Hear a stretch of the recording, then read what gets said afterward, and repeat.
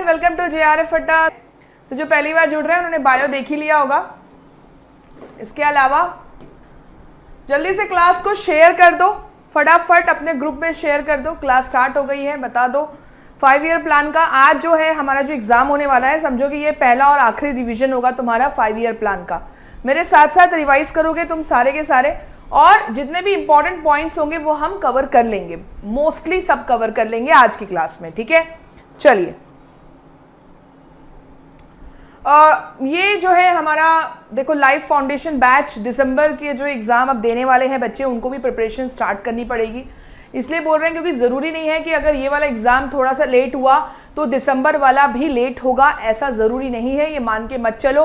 क्योंकि तुम्हें पता ही है कि NTA को फिर से स्टार्टिंग से पूरा जो है बना रहे हैं, गठित किया जा रहा है, NTA का पूरा प्रॉपर फंक्शनिंग देख रहे हैं। तो यू नेवर नो वो टाइम पे ही सब कुछ करेंगे, क्योंकि उनको भी अपने आप को प्रूफ करना है ना, पूरी कंट्री के सामने, that we are actually good agency, trust कर सकते हो अब आप। तो इसके लिए वो हो सकता है संडे को, दिसंबर को ही तुम्हारा जो है एग्जाम कर दे, दिसंबर वाला टाइम पे। सो इसलिए जिनको भी दिसंबर बैच की प्रिपरेशन करनी है, you are welcome to the life foundation batch. 100 students का जो है पूरा बैच बनेगा, और ये सारी प्रॉपर्टीज तुम्हारे बैच में मिल जाएगी तुमको। दिसंबर बैच जब तुम ज्वाइन करोगे, 10 years previous year questions with detailed explanation कराएंगे, complete revision with crash course. ये पेपर 1 प्लस पेपर 2 जब आप लोगे तो इसमें क्रैश कोर्स आपको साथ में रहेगा। Test series, interview guidance program, handbook, दोनों पेपर का, पेपर 1 का भी पेपर 2 का भी इंक्लूडेड है।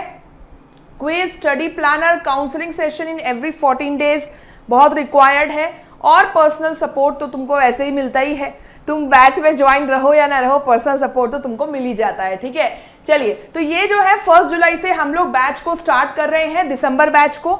अगर आपको ज्वाइन करना है इस बैच को तो these are the numbers you can call here, ठीक है। इस नंबर पे कॉल कर कर पूरे से जो है अच्छे से आप बैच के बारे में क्या है क्या नहीं है सब कुछ इंक्वायरी कर सकते हो। इस नंबर पे बिल्कुल कॉल कर लीजिएगा। केयरफुल, एक या 2 क्वेश्चन तो आने ही आने हैं।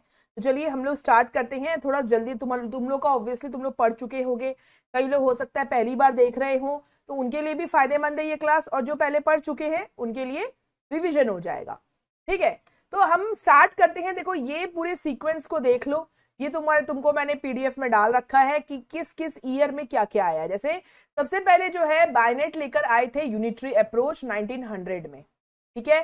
फिर स्पीयरमैन लेकर आए 2 फैक्टर थ्योरी। अब ये नाम से भी याद रखना है कि इन्होंने क्या थ्योरी दी थी। जैसे स्पीयरमैन की 2 फैक्टर थ्योरी है, थॉर्नडाइक की मल्टी फैक्टर थ्योरी है, थर्स्टन की ग्रुप फैक्टर थ्योरी है। ईयर दिया हुआ, ईयर याद ना भी करो कोई दिक्कत नहीं है, पर ये सीक्वेंस में अरेंज्ड है, उसी तरह से याद रखना।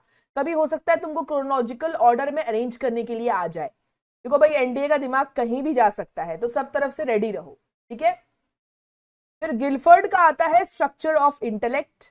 फिर हमारे कैटल ने दिया था फ्लूइड एंड क्रिस्टलाइज्ड थ्योरी, जो अभी हम पढ़ेंगे। फ्लूइड इंटेलिजेंस और क्रिस्टलाइज्ड इंटेलिजेंस क्या होता है इसके बारे में बताया था।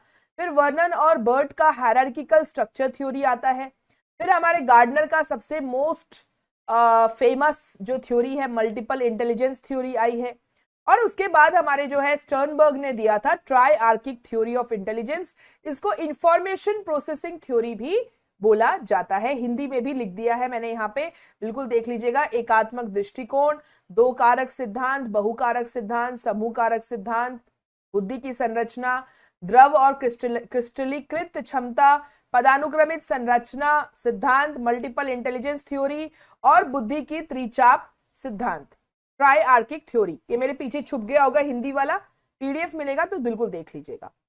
तो सबसे पहले स्टार्ट करते हैं हमारे यूनिटरी थ्योरी से। देखो यूनिटरी थ्योरी को ही मोनार्किक थ्योरी भी बोला जाता है, जो एल्बर्ट बायनेट ने दिया था, ठीक है।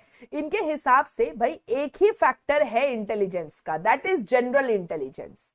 इन्होंने बोला था कि एक ही फैक्टर है जो डिसाइड करता है, और ये जनरल इंटेलिजेंस यूनिवर्सल है सभी इंडिविजुअल में, which is universal to all activities of the individual, ठीक है।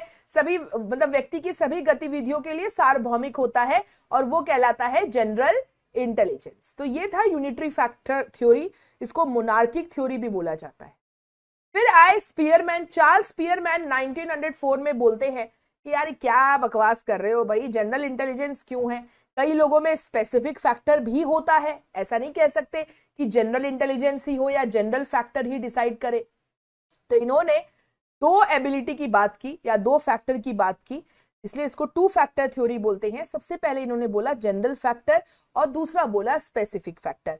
इन्होंने नीचे ये एक फॉर्मूला लिखा था P equals to G plus S का फॉर्मूला, यानी जो आपका परफॉर्मेंस है वो दो फैक्टर पे डिपेंडेंट है, दैट इज जनरल फैक्टर और दूसरा स्पेसिफिक फैक्टर। अब अगर हम जनरल फैक्टर की बात करें तो इसके लक्षण क्या है भाई? जो जनरल फैक्टर है ना वो यूनिवर्सल है और इनबॉर्न एबिलिटी है, ये ध्यान रखना। यानी जन्मजात क्षमता है, सार्वभौमिक है, और जन्मजात क्षमता है जनरल फैक्टर। ये पर्सन टू पर्सन वैरी जरूर करता है, पर एक पर्सन के अंदर वो कांस्टेंट है। ठीक है, जैसे मेरा हो सकता है जनरल फैक्टर हो कि मुझे लैंग्वेज, यानी मेरा लैंग्वेज जो है, बात करने की जो कला है वो मेरे में बहुत अच्छी है, तो ये मेरा जनरल इंटेलिजेंस है, जनरल फैक्टर है। ठीक है, general factor is common in all life activities, it is responsible for success in life. और एक और बात याद रखना, अकॉर्डिंग टू स्पीयरमैन, जब भी आप इंटेलिजेंस को टेस्ट करते हैं ना तो एक्चुअली आप जनरल फैक्टर ही मेजर कर रहे होते हैं। जब भी आप इंटेलिजेंस टेस्ट करते हैं तो सामने वाले पर्सन का आप जनरल फैक्टर टेस्ट कर रहे होते हैं। ठीक है, तो ये कैरेक्टरिस्टिक्स ऑफ जनरल फैक्टर है, इसको अपने नोट्स में लिख लेना। अब अगर स्पेसिफिक फैक्टर की बात करें तो स्पेसिफिक फैक्टर जनरली जो है वो इंसान के एप्टीट्यूड से एसोसिएट करता है, यानी आपकी योग्यता। जैसे किसी में मैथमेटिकल एप्टीट्यूड होता है, तो ये जो मैथमेटिकल एप्टीट्यूड है ये क्या है? ये स्पेसिफिक फैक्टर है। ये क्या है? ये स्पेसिफिक फैक्टर है, इसको ध्यान रखना। और स्पेसिफिक फैक्टर सीखा जा सकता है। जैसे जनरल इंटेलिजेंस या जनरल फैक्टर क्या है? ये इनबॉर्न एबिलिटी है, लेकिन स्पेसिफिक फैक्टर आप डेवलप कर सकते हैं, आप अर्जित कर सकते हैं, एक्वायर कर सकते हैं, लर्न कर सकते हैं। जैसे क्लासरूम में along the school education, higher education के दौरान आप मैथमेटिकल एप्टीट्यूड जो है वो लर्न कर सकते हैं। ठीक है, तो ये है स्पेसिफिक फैक्टर की कैरेक्टरिस्टिक। उसके बाद हम आते हैं थॉर्नडाइक के मल्टी फैक्टर थ्योरी पे, और इस थ्योरी का नाम एनार्किक थ्योरी भी है। नाम याद रखना, एनार्किक थ्योरी। ठीक है, इसको एटोमिस्टिक थ्योरी ऑफ इंटेलिजेंस भी बोला जाता है। और तो थॉर्नडाइक ने बोला कि भाई तीन टाइप के इंटेलिजेंस है। सबसे पहला सोशल इंटेलिजेंस, तुम्हें पता ही है इसकी सोशल इंटेलिजेंस देने में थॉर्नडाइक का बहुत बड़ा हाथ है। उसके बाद उन्होंने बोला कॉन्क्रीट इंटेलिजेंस होता है, और तीसरा होता है एब्स्ट्रैक्ट इंटेलिजेंस, यानी कि जो अमूर्त जो इंटेलिजेंस होता है, हम एब्स्ट्रैक्ट कंसेप्ट को जो समझते हैं, that will come under abstract intelligence. आप कॉन्क्रीट चीजों को समझते हैं। कॉन्क्रीट चीजों को समझना मतलब क्या हुआ? जैसे कोई सामने एक्सपेरिमेंट कर रहा है, आप देख कर, छू कर, लर्निंग बाय डूइंग कर कर जो समझ रहे हो, ये कॉन्क्रीट इंटेलिजेंस है आपका। ठीक है, एब्स्ट्रैक्ट मतलब जो थ्योरेटिकल बातें आप सोच लेते हो, जैसे किसी ने थ्योरी आपको समझाई तो आपको तुरंत समझ में आ गई, आपके अंदर एब्स्ट्रैक्ट इंटेलिजेंस है। और सोशल इंटेलिजेंस हम जानते हैं कि सोशल स्किल्स, दूसरों से इंटरेक्ट करना, दूसरों की बातों को समझना, एम्पैथेटिक फीलिंग रखना, this is all about social intelligence. ठीक है, थॉर्नडाइक का हो गया। अब हम आते हैं थर्स्टन के ग्रुप फैक्टर थ्योरी पे। थर्स्टन का जो ग्रुप फैक्टर थ्योरी था बेटा, इसके 9 फैक्टर्स है। तुमको याद होगा दिसंबर एग्जाम पे इस पे क्वेश्चन भी आया, और उन लोगों ने जो है क्वेश्चन गलत कर दिया था। एनटीए की तरफ से क्वेश्चन पूरा रॉन्ग था, एनटीए ने वो क्वेश्चन ड्रॉप कर दिया था। तो थर्स्टन का जो ग्रुप फैक्टर थ्योरी है ना, एक्चुअली में उन्होंने इसको प्राइमरी मेंटल एबिलिटीज माना था। इसको शॉर्ट फॉर्म में तुम PMA भी देखोगे कई जगह लिखा हुआ, प्राथमिक मानसिक क्षमता। ठीक है, तो इन्होंने 9 फैक्टर बताए कि 9 ऐसे फैक्टर है या 9 प्राइमरी मेंटल एबिलिटीज है जिस जो बच्चों मतलब जो हर एक पर्सन में होती है। सबसे पहला फैक्टर है वर्बल फैक्टर। वर्बल फैक्टर मतलब वही हुआ कि आप जो है शब्दों को समझ पाना, वाक्य को समझ पाना, सेंटेंसेस बना लेना, ये वर्बल फैक्टर है आपके अंदर।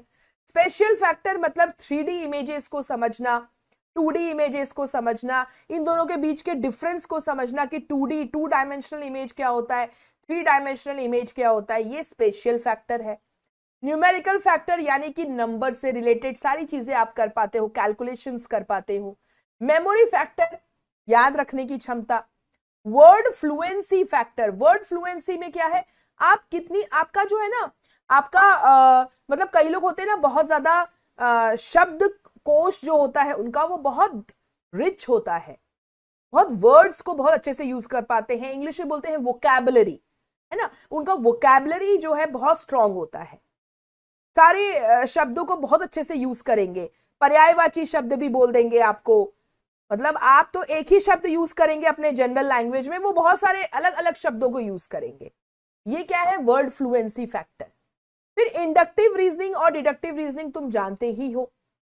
इंडक्टिव रीजनिंग मतलब क्या हुआ कि आप जो है एग्जाम्पल से थ्योरी की तरफ चले जाते हो, ठीक है, यानी कि पर्टिकुलर से जनरल की तरफ चले जाते हो, और डिडक्टिव में आप जनरल से पर्टिकुलर की तरफ आते हो, यानी कि थ्योरी से एग्जाम्पल की तरफ आते हो।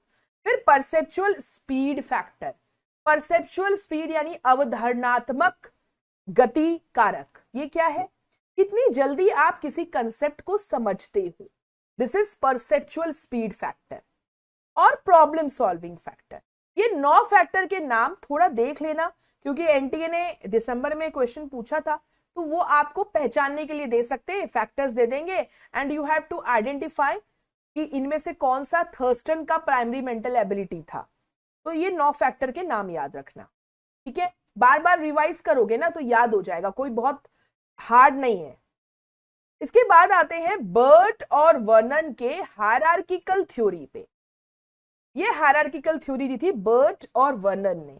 इन्होंने आर्ग्यू किया था कि ह्यूमन इंटेलिजेंस जो है वो जनरल इंटेलिजेंस से स्पेशल इंटेलिजेंस की तरफ ग्रो करता है, हायरार्की में ग्रो करेगा। सबसे पहला जनरल फैक्टर बच्चों के अंदर आएगा, छोटे बच्चों में जनरल फैक्टर्स आते हैं और ये बाद में भी रहते हैं, ऐसा नहीं है, और ये कॉमन रहते हैं सभी में, ठीक है। जैसे लैंग्वेज है, लैंग्वेज बोलने की जो बात है, भाषा बोली जा रही है, ये सब में कॉमन है, जनरल फैक्टर है ये, है ना, किसी भी चीज को समझना जनरल फैक्टर है। जैसे कि आप दुकान में जाते हैं, खरीदारी कर रहे हैं, जनरल फैक्टर है, एक जनरल इंटेलिजेंस है ये। इसमें बाद में आता है major group factor. Major group factor में वर्बल, एजुकेशनल और स्पेशल मैकेनिकल आ जाता है, और जो माइनर ग्रुप फैक्टर है ना, ये लिमिटेड रहता है। और इसके बाद आता है स्पेशलाइज्ड फैक्टर्स, जो कि यूनिक है भाई। जैसे कुछ लोगों में ही होती है कि वो फिलोसॉफिकल बातें करते हैं, बहुत डेप्थ में जाकर बात करेंगे, डीप थॉट्स रखेंगे, ये सब में नहीं पाया जाता, है ना, ये स्पेशलाइज्ड फैक्टर, ये स्पेशलाइज्ड इंटेलिजेंस है, ठीक है। तो ये दिया बर्ट और वर्नन का हायरार्किकल थ्योरी था, ठीक है। इसके बाद हम मल्टीपल इंटेलिजेंस थ्योरी पे आते हैं, हार्वर्ड गार्डनर की मोस्ट फेमस। और ये आज मैंने सुबह की क्लास अगर तुम लोगों ने अटेंड की है तो मैंने वहां पे डिस्कशन किया भी है ना, मल्टीपल इंटेलिजेंस थ्योरी। याद रखना 9 है मल्टीपल इंटेलिजेंस थ्योरी। कहीं भी इंटरनेट पे सर्च करने जाओगे और ठीक से सर्च नहीं किया तो 8 बोलकर आ जाओगे। हार्वर्ड गार्डनर ने पहले 8 दिया था, फिर एग्जिस्टेंशियल इंटेलिजेंस को ऐड किया था उन्होंने, ठीक है। तो अगर मल्टीपल इंटेलिजेंस देखे, तुम देख चुके हो, सबसे पहले इसके भी नाम याद कर लेना। एक क्वेश्चन आ जाता है टू आइडेंटिफाई द थ्योरीज जो गार्डनर ने दी थी, ऑप्शंस में आ जाएगा, तो कम से कम नाम याद रखो, इजी है। सबसे पहले स्पेशियल है, वही 3D और 2D वाला। नेचुरलिस्ट वाले नेचर से रिलेट करते हैं अपने आप को। म्यूजिकल वाले जो होते हैं वो सारे मेलोडीज, टोन्स, म्यूजिक, इन सबको पहचानते हैं और रिप्रोड्यूस भी करते हैं, म्यूजिकल फ्रेजेस, पैटर्न, गाने बनाते हैं सिंगर्स और म्यूजिशियंस में यही चीज होता है। लॉजिकल मैथमेटिकल वाले logical thinking, rational thinking, problem solving thinking इनके अंदर रहता है। ये जो एग्जिस्टेंशियल ऐड किया, यही होते हैं जो फिलोसॉफिकल बातें बहुत ज्यादा करते हैं, रिलीजियस बातें, डीप क्वेश्चनिंग करेंगे, understanding of a larger picture, उनको दूर की चीजें ज्यादा दिखाई देती है, बोलते हैं ना दूरदर्शिता होते हैं ऐसे लोग, एक शब्द यूज किया जाता है दूरदर्शिता, है ना। तो ये एग्जिस्टेंशियल इंटेलिजेंस वाले होते हैं। फिर इंटरपर्सनल वाले, एक दूसरे को समझना, इनके अंदर सोशल स्किल्स बहुत अच्छा होता है। उसके बाद बॉडीली काइनेस्थेटिक वाले लोग जो है वो सारे मोटर कोऑर्डिनेशन, आपकी जो फिजिकल एक्टिविटीज है, ये इन सब से बहुत जल्दी समझते भी हैं कंसेप्ट को, और फिजिकल एक्टिविटीज में बहुत स्मार्ट भी होते हैं, स्पोर्ट्स में बहुत अच्छे होंगे, डांसर होंगे, है ना। ये लोग जो है लर्निंग बाय डूइंग से बहुत जल्दी समझेंगे। फिर लिंग्विस्टिक इंटेलिजेंस वाले वही राइटिंग, स्पीकिंग, इनके अंदर ये एबिलिटी होती है, बहुत अच्छे जो है स्पीकर होते हैं ऐसे लोग, ओरेटर बोलते हैं, इंग्लिश में बोलते हैं ओरेटर, ऐसे लोग बहुत अच्छे ओरेटर होते हैं, ठीक है, भाषण देने में बहुत अच्छे होंगे। इंट्रापर्सनल वाले अपने आप को समझेंगे, अपने थॉट्स को अच्छे से समझेंगे, सेल्फ अवेयरनेस होगा उनके अंदर, ठीक है, ओके, और अकेला रहना ज्यादा पसंद करते हैं ऐसे इंटेलिजेंस वाले। नो इंटेलिजेंस हार्वर्ड गार्डनर का याद रखना। थोड़ा स्पीड में चल रहे हैं, तुम लोग के कमेंट में नहीं देख रही हूं, बाकी तुम लोग सब वही रिवाइज ही कर रहे हो। यस, क्रिकेटर होते हैं, वेरी गुड, देबालिना, कोयल, शादमा, सालिमा, यस वेरी गुड, समीक्षा, यस वेरी गुड। अच्छा, समीक्षा क्या पूछ रही है, मैम वर्बल फैक्टर और वर्ड फ्लुएंसी का डिफरेंस। देखो वर्बल फैक्टर में क्या है बेटा, जैसे कि वर्बल में आपका जो भी वर्बल कम्युनिकेशन में आता है ना, जैसे आप बोल के या लिख के करते हैं, उसमें आप सेंटेंसेस भी बना लेते हो, सेंटेंसेस समझ जाते हो, पैसेज को समझ जाते हो, ये सब वर्बल इंटेलिजेंस में आएगा। और वर्ड फ्लुएंसी क्या होता है ना, कई लोग शब्द कोश बोलते हैं ना, वोकैबुलरी उनका बहुत रिच रहेगा, ठीक है। अगर आप देखो तो वर्बल फैक्टर में भी आपको बोलने की कला आती है, वर्बल कम्युनिकेशन आता है, पर सिर्फ वर्ड फ्लुएंसी की बात करें तो ऐसे लोग शब्दों का बहुत अच्छा मतलब उनको ज्ञान होता है, ऐसे समझो तुम, और बहुत अच्छे से बोल पाएंगे बोल शब्दों को यूज करके।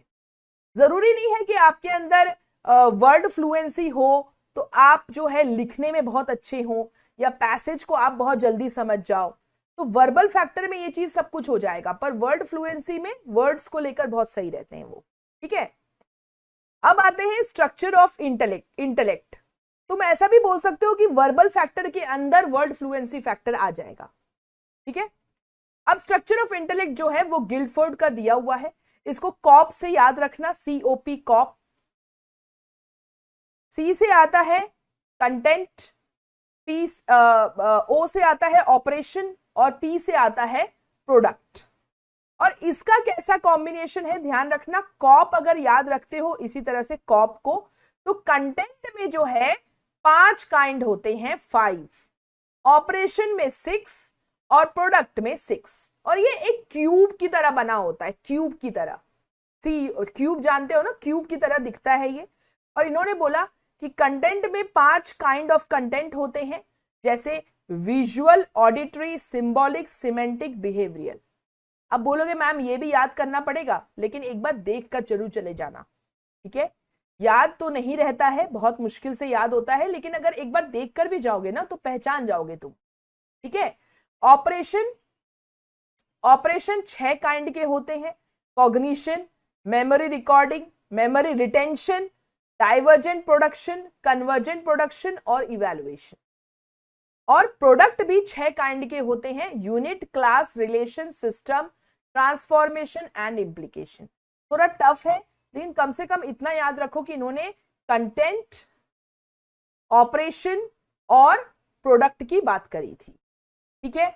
अब कंटेंट ये हिंदी में भी देख लेना, हिंदी में भी मैंने डाल रखा है यहाँ पे, बिल्कुल देख लीजिएगा। और अगर देखोगे तो इसका जो है मल्टीप्लीकेशन करोगे 5 × 6 × 6 तो टोटल आएगा 180 जो है, इनके अलग अलग यूनिट्स दे रखे थे इन्होंने, 180 कंपोनेंट्स बोले थे इन्होंने इंटेलिजेंस के, ठीक है।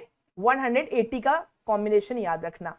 2 मार्क के क्वेश्चन में सिर्फ ये भी तुमसे पूछ सकते हैं कि गिलफर्ड के कितने कंपोनेंट्स थे इंटेलिजेंस के, बहुत पहले आया भी है, 2018 में मैंने एक क्वेश्चन देखा था जिसमें पूछा गया था कि गिलफर्ड ने कितने कंपोनेंट्स दिए थे, ठीक है। तो ऐसे छोटे छोटे क्वेश्चन आ जाते हैं। अब देखो कंटेंट में क्या होता है, जो 3 बेसिक डायमेंशन था कंटेंट में, वो है in the terms in which we think or the type of information involved. मतलब वो सारी चीजें कंटेंट में आती है जिस तरह से आप सोच रहे हैं, किस तरह से सोच रहे हैं और किस टाइप की इंफॉर्मेशन है। जैसे कंटेंट में क्या आया, विजुअल, देखकर जो आप इंफॉर्मेशन लेते हैं, ऑडिटरी जो सुनकर लेते हैं, सिंबल्स के हेल्प से लेते हैं, सिमेंटिक यानी लैंग्वेज के हेल्प से लेते हैं, बिहेवियरल यानी कि बिहेवियर दूसरों के बिहेवियर को देखकर जब आप कोई इंफॉर्मेशन ले रहे हैं, तो ये कंटेंट में आएगा आपका, ठीक है। उसके बाद आता है ऑपरेशन। ऑपरेशन यानी एक्ट ऑफ थिंकिंग और way of processing the information. देखो ऑपरेशन मतलब क्या होता है, कोई प्रक्रिया करना, है ना। तो इसमें क्या आएगा, किस तरह से आप सोच रहे हैं, कैसे आप किसी इंफॉर्मेशन को प्रोसेसिंग कर रहे हो, ग्रहण कर रहे हो अपने अंदर। तो ऑपरेशन में क्या आएगा, जो ऑपरेशन होता है उसमें अनुभूति। देखो क्या आया है ऑपरेशन में, अनुभूति, मेमोरी रिकॉर्डिंग, इंफॉर्मेशन को आप कैसे ले रहे हैं, मेमोरी को रिकॉर्ड कर रहे हैं, मेमोरी रिटेंशन यानी अवधारणा, कैसे कितने देर तक आपके दिमाग में रहता है, डाइवर्जेंट प्रोडक्शन, कन्वर्जेंट प्रोडक्शन, मूल्यांकन, ये सारे क्या है, ऑपरेशन है। इवैल्यूएशन आप करते हैं, कभी कभी कन्वर्जेंट थिंकिंग कर रहे हैं, कभी डाइवर्जेंट थिंकिंग कर रहे हैं, तो ये ऑपरेशन में आएगा। और तीसरा जो है वो प्रोडक्ट है। प्रोडक्ट यानी output, what is the output of your thinking, that will come under product. ठीक है, तो ये तीनों चीजों को याद रखना। चलो इसके बाद आते हैं हम कैटल के, रेमन कैटल के ये आपके क्रिस्टलाइज्ड और फ्लूइड इंटेलिजेंस पे। भाई क्रिस्टलाइज्ड और फ्लूइड क्या होता है, फ्लूइड यानी द्रव्य, क्रिस्टलाइज्ड मतलब हिंदी में तो मुझे भी पता नहीं, क्रिस्टलाइज्ड ही बोलेंगे शायद। क्रिस्टलाइज्ड इंटेलिजेंस, इनके अनुसार, कैटल के अनुसार, देखो कैटल का ना तुम 16 पीएफ फैक्टर याद रखना। कैटल ने जो है, ये ध्यान रखना कि कैटल ने जो है 16 पीएफ फैक्टर दिया था, 16 पर्सनालिटी फैक्टर्स बताए थे। अब देखो हमको साइकोलॉजी में डेप्थ में नहीं जाना, क्योंकि एजुकेशन में ना बहुत ज्यादा डेप्थ में नहीं जाते हैं। अगर वही साइकोलॉजी पढ़ोगे तो 16 पर्सनालिटी फैक्टर आपको पढ़ने पड़ते हैं, याद करने पड़ते हैं, ठीक है। लेकिन यहां पे सिर्फ इतना याद रखो कि रेमन कैटल ने 16 पर्सनालिटी फैक्टर्स दिए थे और इसके ऊपर क्वेश्चनेयर भी रहता है। अगर आपको पर्सनालिटी चेक करना है किसी का, तो आप ये 16 पीएफ का जो क्वेश्चनेयर है ना, वो आप सामने वाले को दे सकते हैं to fill up, and you can identify the personality factor of that person. ठीक है, तो कैटल ने, अगर हम, ये तो पर्सनालिटी फैक्टर्स थे, पर्सनालिटी को लेकर बातें करी रेमंड कैटल ने, लेकिन इन्होंने इंटेलिजेंस को लेकर भी बात करी थी। इन्होंने बोला कि दो टाइप के इंटेलिजेंस होते हैं। सबसे पहला इंटेलिजेंस होता है क्रिस्टलाइज्ड या फ्लूइड बोल दो, पहले हम क्रिस्टलाइज्ड को समझते हैं। क्रिस्टलाइज्ड मतलब होता है कहीं जमा हुआ, है ना। क्रिस्टल क्या होता है, जैसे जम जाता है क्रिस्टल, तो ऐसे इंटेलिजेंस जो आपके दिमाग में कहीं स्टोर हो गए हैं। जैसे आज तुम पढ़ रहे हो और ये पढ़ा हुआ तुम्हारे दिमाग में कहीं स्टोर हो जाएगा लॉन्ग टर्म मेमोरी में, ठीक है। अब जब तुम एग्जाम दोगे तो तुम क्या करोगे, रिकॉल करोगे, है ना। तो ये क्रिस्टलाइज्ड इंटेलिजेंस है।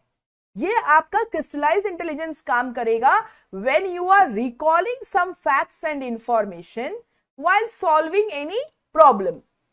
कोई प्रॉब्लम को आप सॉल्व कर रहे हैं, जैसे कोई पजल सॉल्व कर रहे हो, आप एकदम से पजल सॉल्व कर रहे हो, तो आप तुरंत ना जो पहले बचपन में आपने पढ़ा होगा तरीका, वो आप रिकॉल करोगे। That is your crystallised intelligence जो काम कर रहा है, ठीक है। इसके बाद फ्लूइड इंटेलिजेंस, द्रव्य है, यानी हमेशा चलता रहता है। तो हमेशा चलने वाला क्या है, जैसे आप रोजमर्रा की जिंदगी में जो प्रॉब्लम आते हैं उसको सॉल्व करे जा रहे हो, अभी पढ़ रहे हो आप, ये सब फ्लूइड इंटेलिजेंस है, ठीक है। तो जैसे कि आप, जैसे एग्जाम्पल यहाँ पे दिया हुआ है, Susan and her friends love to go to murder mystery dinner and try to solve crimes before anyone else. जैसे कोई मिस्ट्री हुई, आप कोई, जैसे आप मैथमेटिकल रीजनिंग के क्वेश्चन सॉल्व कर रहे हैं अभी, तो जो आपका इंटेलिजेंस काम कर रहा है ना, वो फ्लूइड इंटेलिजेंस है, ठीक है। Fluid intelligence, global capacity to reasoning, ability to learn new things, जो आप नई चीज पढ़ते हैं वहां पर भी फ्लूइड इंटेलिजेंस ही काम कर रहा है। एब्स्ट्रैक्टली सोच पाते हैं, सब कुछ फ्लूइड इंटेलिजेंस है। क्रिस्टलाइज्ड इंटेलिजेंस आपका past experience, prior learning based on facts. जैसे भैया आपने याद किया था कि गुजरात का कैपिटल क्या है, मध्य प्रदेश का कैपिटल क्या है, स्टेट और कैपिटल्स याद किए थे, क्रिस्टलाइज्ड इंटेलिजेंस है।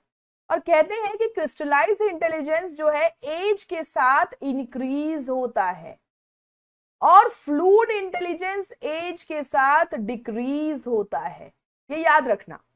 क्रिस्टलाइज्ड इंटेलिजेंस एज के साथ इंक्रीज होता है और फ्लूइड इंटेलिजेंस एज के साथ डिक्रीज होता है। ठीक है, तो ये हो गया फ्लूइड एंड क्रिस्टलाइज्ड इंटेलिजेंस।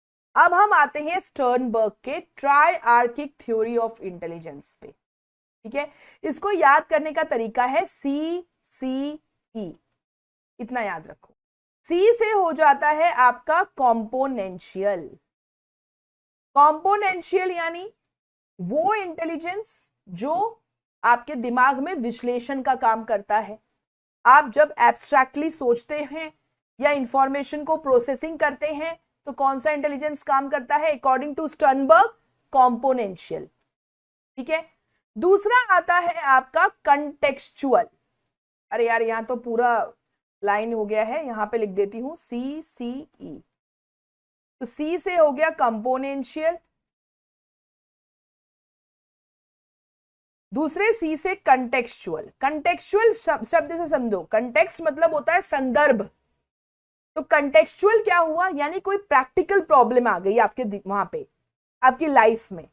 जब आप जैसे आप डेली एक्टिविटीज कर रहे हैं, कोई प्रैक्टिकल प्रॉब्लम आ गई है ना, सब्जी में नमक ज्यादा पड़ गया, क्या करोगे? आपका कंटेक्सचुअल इंटेलिजेंस काम करेगा। आप जो भी वहां पे टेक्निक अपनाओगे, that is your contextual intelligence.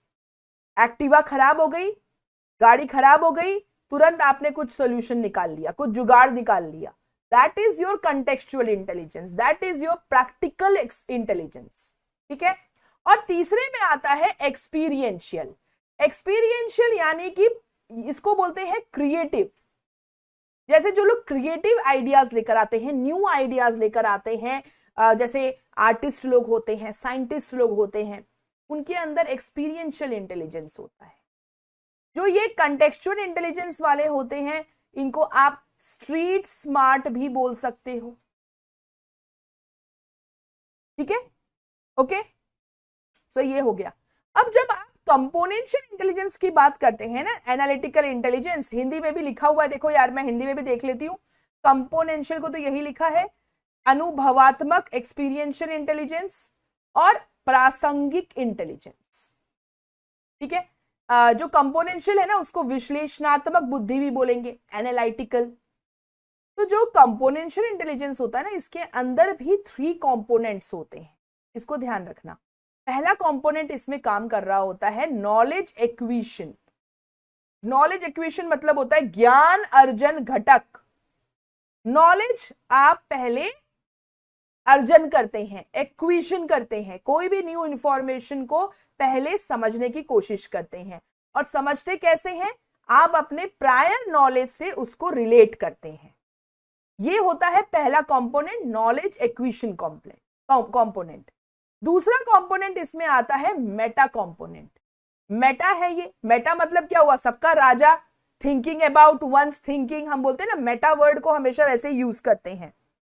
ठीक है, तो मेटा कंपोनेंट क्या करता है? वो आपकी थिंकिंग को डायरेक्ट करता है, दिशा देता है।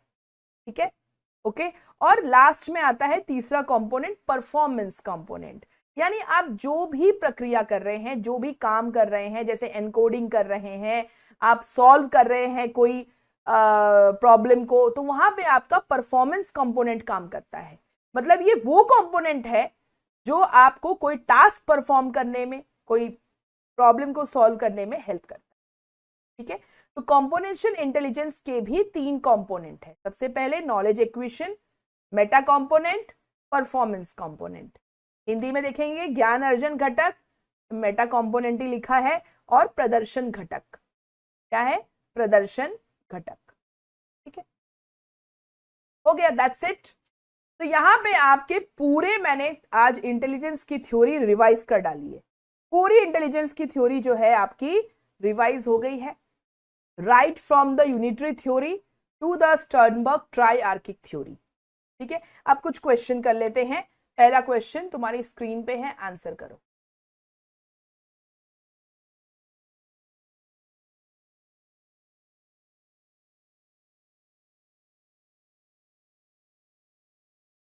हाँ, KMP जो भी तुमको शॉर्ट फॉर्म से याद करना है, निमोनिक से याद करना है, कर लो। लेकिन भाई निमोनिक मैं हमेशा बोलती हूँ एग्जाम में भूल मत जाना। ठीक है, इसे भी याद करो ना, नॉलेज एक्विजिशन कर रहे हो, फिर मेटा कंपोनेंट डायरेक्शन दे रहा है, और जब हम कोई प्रक्रिया कर रहे हैं उसको परफॉर्मेंस कंपोनेंट बोलेंगे। समझ के याद करो बेटा। कोयल, मैं आपको भी बोलूंगी और बाकी सबको भी बोलूंगी जो लोग शॉर्ट फॉर्म दे रहे हैं, समझ समझ के याद करोगे ना, तो जब कभी इंटरव्यू देने जाओगे ना, तो वहां पे तुमको निमोनिक नहीं बोलना पड़ेगा। देखो, तुम थोड़ी देर के लिए इमेजिन करो कि तुम इंटरव्यू में बैठे हो और तुमसे जो है सामने प्रोफेसर्स हैं, वो तुमसे इंटरव्यू ले रहे हैं, और तुम उनको निमोनिक बताओगे तो वो तुमको क्या सोचेंगे कि इसका मतलब इसको कंसेप्ट आता ही नहीं है। तो मेरा ऐसा मानना है, मैं अपने पेड वाले बच्चों को भी यही बोलती हूँ और आप लोगों को भी यही बोलूंगी कि जब आप, ठीक है, याद करने के लिए निमोनिक समझ लो, लेकिन कंसेप्ट को समझो क्या चीज है वो, है ना। जब सामने, क्योंकि देखो यार, जैसे ही क्वालिफाई करोगे जेआरएफ, वैसे ही इंटरव्यू का डेट आ जाएगा, कहीं ना कहीं अप्लाई करोगे और इंटरव्यू आएगा, तो तुम दोबारा तो नहीं पढ़ोगे ना। जो चीज पढ़ी हुई है, जैसे पढ़ी हुई है वैसा ही जवाब निकलता है इंटरव्यू में, ठीक है। तो इस चीज को ध्यान रखो, थोड़ा अपना पढ़ने का जो है ना तरीका बदल बदल लो अब।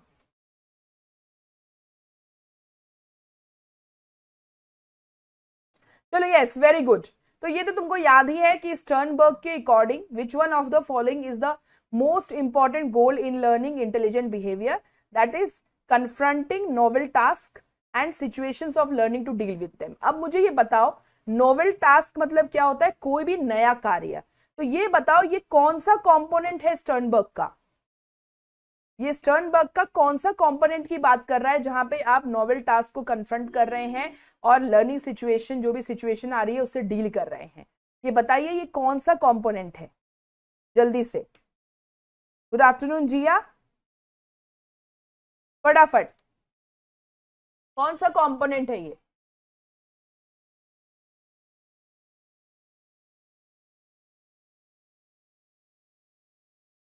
Very good Salima, very good.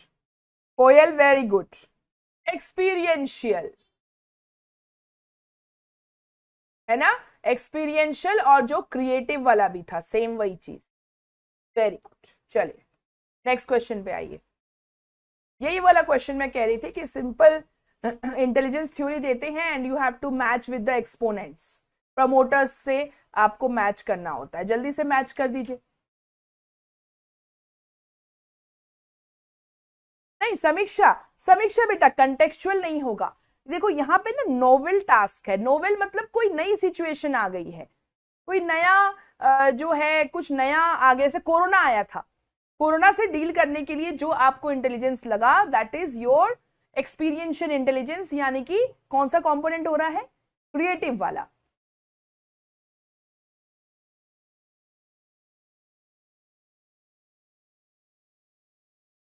हाँ हुमा, तुमने ये क्वेश्चन कभी पूछा भी है मुझसे, which technique will be better for the revision. ठीक है हुमा, एक स्पेशल सेशन करते हैं इस पे, ठीक है। चलिए, yes, so very good. Multiple factor theory, पहले तो मैं मल्टीपल इंटेलिजेंस से ही मिला देती हूँ, मुझे ज्यादा इजी लगता है ये, हार्वर्ड गार्डनर। तो सी का 2 देखो लकीली तुम्हारे ए में ही है। चलो, मल्टीपल फैक्टर थ्योरी किसने दिया था आपको? हर्स्टन का था मल्टीपल फैक्टर थ्योरी। गिलफर्ड का स्ट्रक्चर ऑफ इंटेलेक्ट और इमोशनल जो है वो डैनियल गोलमैन का। बहुत इजी क्वेश्चन है। Third question. अच्छा बेटा, मैं ये क्वेश्चन जानबूझकर लेकर आई हूं आज, क्योंकि ना ये क्वेश्चन करो और कल 1 बजे आ जाना। मैं एनई स्लेट, जो स्लेट का एग्जाम हुआ था संडे को, उसका मैं आंसर की डिस्कशन करने वाली हूं कल। कल का special session north east slate का आंसर की डिस्कशन करेंगे। वहां पे एक क्वेश्चन इसी टाइप का है, इसको सॉल्व करो। कल हम लोग करेंगे आंसर की डिस्कशन, ठीक है।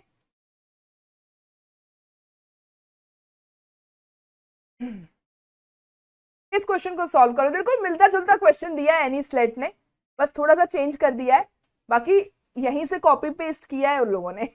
इसलिए मैं कहती हूँ कि सेट एग्जाम की एग्जाम देना है ना, यूजीसी नेट की प्रिपरेशन करो, सेट अपने आप निकल जाएगा।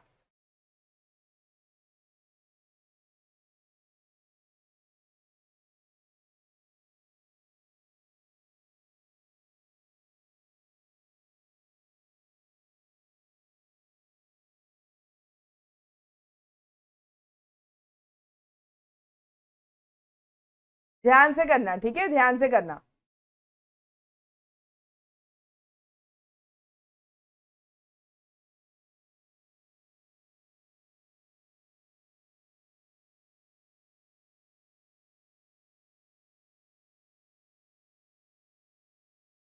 सारे लोग ध्यान से करो। सलीमा ब्रेकआउट, अन्वेषा ध्यान से करो, बार बार बोल रही हूं।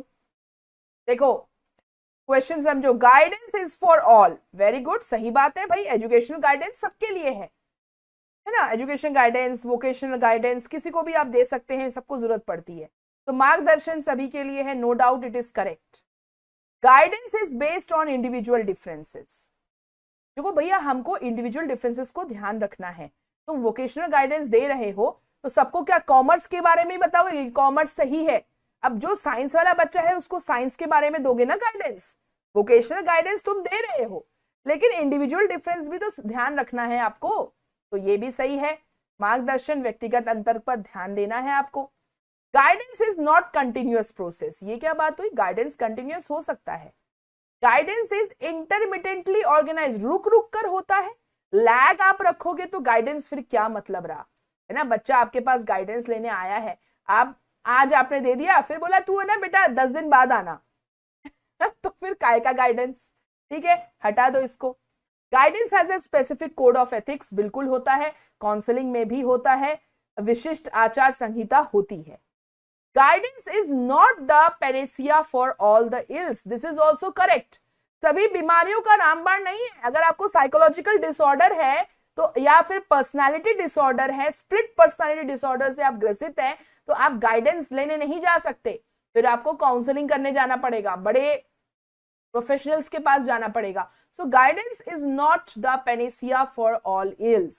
सिक्स्थ इज ऑल्सो करेक्ट, बाकी सेवेंथ गलत है। Guidance is only for few who need it, मैंने तो पहले ही बोल दिया गाइडेंस इज फॉर ऑल, ठीक है।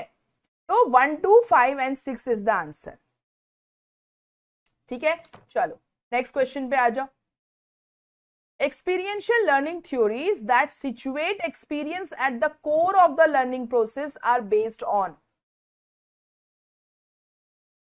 हाँ लास्ट वाला जो है कोयल बिल्कुल काउंसलिंग है।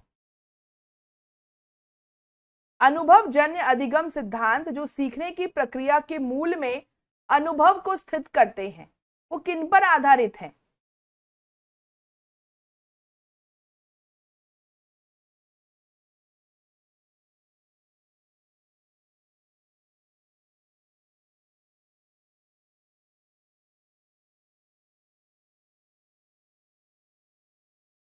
हाँ शॉर्ट वीडियोस बिल्कुल, आप पेपर 1 के लिए क्लास लीजिए ना, 11 बजे आ जाइए JRF अड्डा पे। Yes very good. यहाँ पे सोशल और कंस्ट्रक्टिविस्ट थ्योरी दोनों आएगा, क्योंकि सोशल कैसे, सोशल थ्योरी ऑफ लर्निंग कैसे हुआ कि आप जो है सोशल लर्निंग थ्योरी क्या बोलता है कि दूसरों को सीख कर, दूसरों को देखकर जो है या सामने वाले को देखकर हम सीखते हैं। Experiential learning is related to social theory of learning. और कंस्ट्रक्टिविस्ट कैसा हुआ कि भाई आप जो सीख रहे हैं आपके प्रायर लर्निंग से आप उसको रिलेट करते हैं, आप नॉलेज को कंस्ट्रक्ट करते हैं, तो कंस्ट्रक्टिविस्ट थ्योरी भी आ जाएगा, दोनों ही है, ठीक है। ये देखो ये अभी अभी का क्वेश्चन था, इस बार का क्वेश्चन है, बताओ। दिसंबर का क्वेश्चन नहीं है।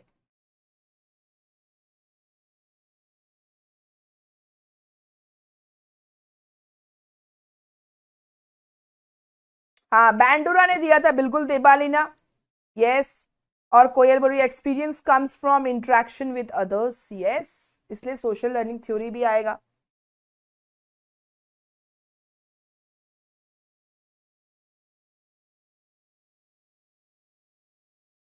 हाँ अभी हमने पढ़ा वन फैक्टर, यूनिटरी फैक्टर, किसने दिया था? बायनेट ने दिया था, और उसको मोनार्किक थ्योरी बोलते हैं। और एनार्किक थ्योरी किसने दिया था, जल्दी से बताओ जरा चैट सेक्शन में, एनार्किक थ्योरी किसने दिया था?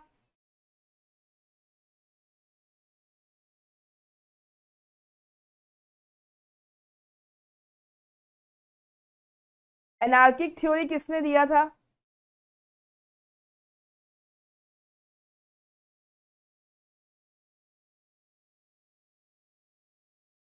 मोनार्किक तो बायनेट ने दिया था, एनार्की किसने दिया था? सही से जल्दी जल्दी बताओ फटाफट।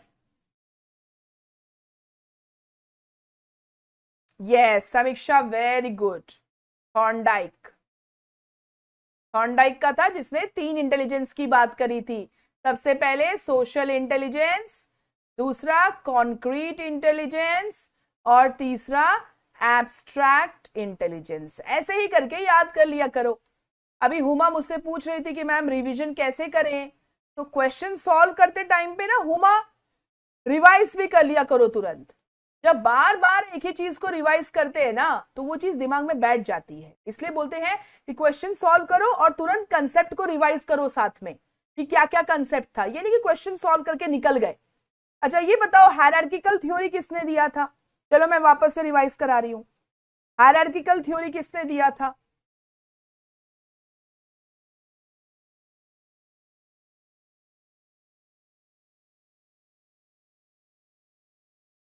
Yes very good Salima, Burt and Vernon. Burt and Vernon ने जो है वो हमारी हायरार्किकल थ्योरी दी थी। क्या था? जनरल इंटेलिजेंस, पहले नीचे से जाएंगे ऊपर, फिर मेजर फैक्टर, माइनर फैक्टर, और फिर स्पेसिफिक इंटेलिजेंस आ जाएगा। ये उन्होंने हायरार्की बताई थी। ठीक है, यस वेरी गुड। अरे गैने नहीं बेटा, गैन, अरे गैने, गैने कहाँ आ गया? कौन गैने कर रहा है? अरे इंटेलिजेंस थ्योरी की बात कर रही हूं बेटा। गैने ने तो लर्निंग की बात करी थी। गैने का हायरार्की लर्निंग के लिए है, थ्योरीज ऑफ लर्निंग में आता है गैने कि सीखते कैसे हैं, उसकी हायरार्की दी थी। मैं इंटेलिजेंस का पूछ रही हूं, है ना। अभी हम लोगों ने पढ़ा था, अभी आप लोगों ने तुरंत पढ़ा है, बर्ट एंड वर्नन ने दिया था। ठीक है, इस तरह से जो है ना रिवीजन किया करो। So that's it for today's class.